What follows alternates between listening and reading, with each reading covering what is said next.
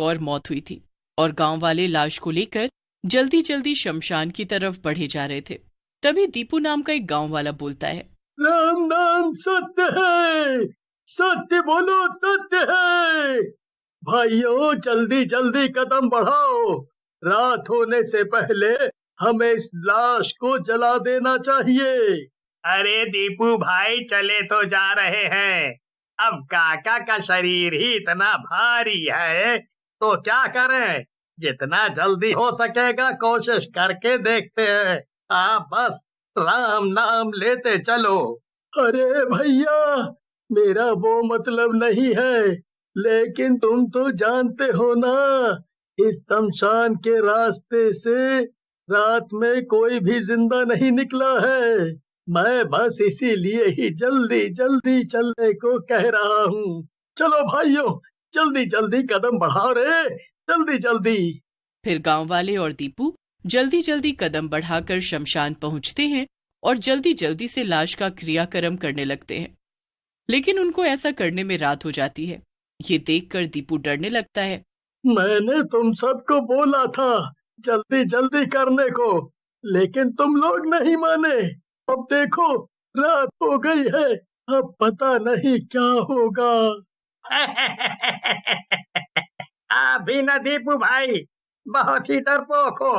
अरे क्या होगा, इतने सारे गांव वाले हैं, यहाँ पर किसी की शामत आई है क्या जो इतने गांव वालों से पंगा लेगा? हैं? तुम चिंता मत करो, कुछ नहीं होगा। ऐसा कहकर गांव वाले दोबारा से अपने कामों में लग जाते हैं। थोड़ी देर बाद शमशान में अचानक से तेज हवाएं चलने लगती हैं। ये देख ऋषि नाम का गांव वाला बोलता है, अरे ये एकदम से मौसम कैसे बदल गया, इतनी तेज हवाएं, ये सब क्या हो रहा है? तभी वहां एकदम से आवाज आती है, भाग जाओ यहाँ से, नहीं तो किसी को जिंदा नहीं छोड़ूंगा। भागो यहाँ से। देखो देखो, मैंने कहा था ना जल्दी जल्दी करो, लेकिन तुम सब नहीं माने। अब भुगतो, ये शमशान के शैतान हमें जिंदा नहीं छोड़ेंगे। मैं तो चला यहाँ से। ऐसा कहकर दीपू वहां से भागने लगता है, लेकिन शमशान का दरवाजा बंद हो जाता है और वहां लोमड़ियों के रोने की आवाजें आने लगती हैं। अरे दीपू भैया ये सब क्या हो रहा है? तुम सही कह रहे थे, अब हम क्या करेंगे? यहाँ तो शमशान का दरवाजा भी बंद हो गया है, इतना डरावना है ये सब। ऋषि की बात अभी खत्म भी नहीं हुई थी कि तभी जलने वाली लाश चिता पर से उठकर बैठ जाती है और हंसने लगती है। गांव वाले ये नजारा देखकर हैरान रह जाते हैं और इधर उधर भागने लगते हैं। अरे अरे मर गया रे, कहाँ फंस गया रे? बीवी ने रोका था कि मत जाओ, लेकिन नहीं ऋषि, तुझे तो रिश्तेदारी निपटानी थी। ये सब क्या हो रहा है?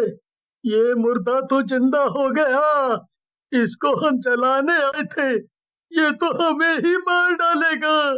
तभी वो मुर्दा जल्दी चिता में से उतर जाता है और गांव वालों को मार डालता है। बड़ा आए थे मुझे जलाने के लिए, सबको मार कर खाऊंगा। मरने के बाद कुछ खाने को नहीं मिला है। राजनगर के शमशान घाट पर चुड़ैलों का वास था। ये चुड़ैलें शाम के बाद उस शमशान के आसपास या शमशान में आने जाने वाले हर आदमी को मार डालती थी। चुड़ैलों की मौत एक एक्सीडेंट में हुई थी, इस वजह से वो हर इंसान को अपना दुश्मन समझती थी। इन इंसानों ने मेरी और मेरी छोटी बहन की जान ली थी, अब मैं किसी भी इंसान को जिंदा नहीं छोड़ूंगी।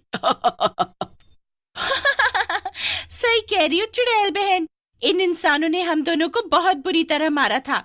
अब हम दोनों मिलकर जो भी इस शमशान या यहाँ से गुजरेगा उसको तड़पा तड़पा कर मारेंगे। उधर शमशान गए गांव वालों की मौत की खबर बाकी गांव वालों को मिलती है।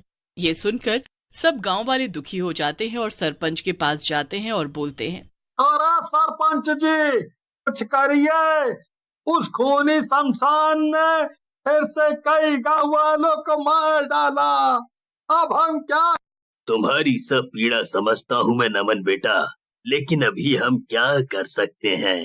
शमशान में क्या हो रहा है किसी को भी नहीं पता है, क्योंकि वहाँ से कोई भी आज तक जिंदा नहीं आया है। सरपंच की बात सुनकर वहीं पास में खड़ा पप्पू बोलता है, लेकिन सरपंच जी, इस तरह हाथ पर हाथ धर कर बैठने से भी कुछ नहीं होगा। हाँ, हमें कुछ करना होगा, नहीं तो इस तरह पूरा गांव खाली हो जाएगा एक दिन। हाँ। फिर बैठक का कोई नतीजा नहीं निकलता और गांव वाले और सरपंच ही अपने अपने घर चले जाते हैं। अगले दिन पास के गांव के सरपंच राजनगर के अंदर एक मुर्गे की दुकान पर आते हैं और मुर्गे की दुकान के मालिक नीतीश से कहते हैं, अरे मुर्गे वाले भैया, ये मुर्गे का मांस कितने का दिया? अरे सरपंच जी, आप जैसे देवता आदमी से पैसे लेकर मरना है क्या? आपके लिए तो बिल्कुल फ्री है।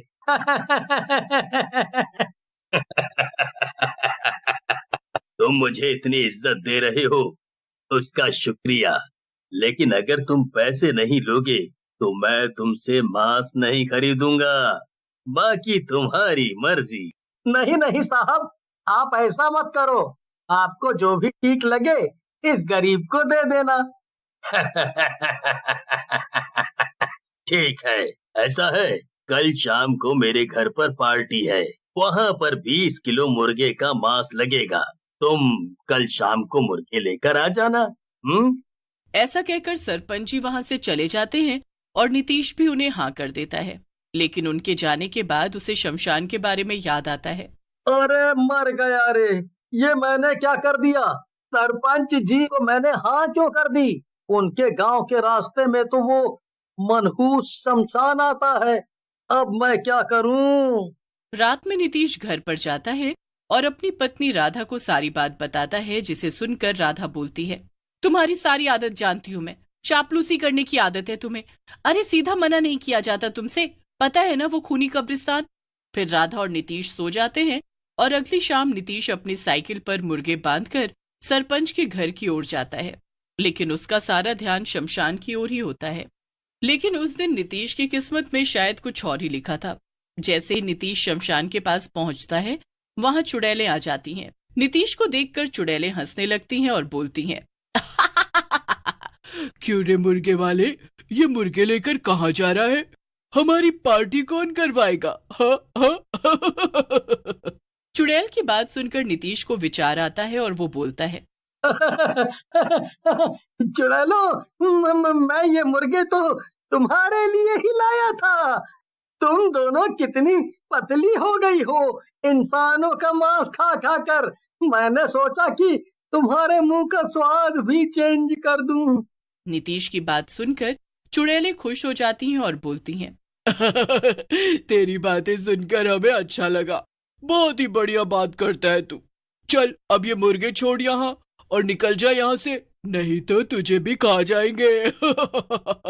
आप दोनों मुझ पर गुस्सा हो रही हो और मैं तो तुम्हारी पार्टी करवाना चाह रहा हूँ। चलो मेरे साथ। क्या कच्चा मुर्गा खाओगी? पका हुआ खाना। पार्टी भी है, नाच भी लेना। दीदी चलो ना इसके साथ, कितने दिन हो गए पार्टी किए हुए, मजा आएगा। ऐसा कहकर छोटी चुड़ैल अपना रूप बदल लेती है। उसे देखकर बड़ी चुड़ैल भी अपना रूप बदलकर सुंदर औरत बन जाती है और नीतीश के साथ सरपंच के घर की ओर जाती है। सरपंच नीतीश को देखकर बोलते हैं, ये किन बदसूरत औरतों को लेकर घूम रहे हो? सरपंच के मुंह से अपनी बेइज्जती सुनकर चुड़ैलों को गुस्सा आ जाता है और वो अपने असली रूप में आ जाती हैं। सरपंच, तेरी इतनी हिम्मत, तू हमें बदसूरत कहे? ऐसा कहकर चुड़ैल सरपंच को गुस्से में उठा लेती है। तभी वहां एक साधु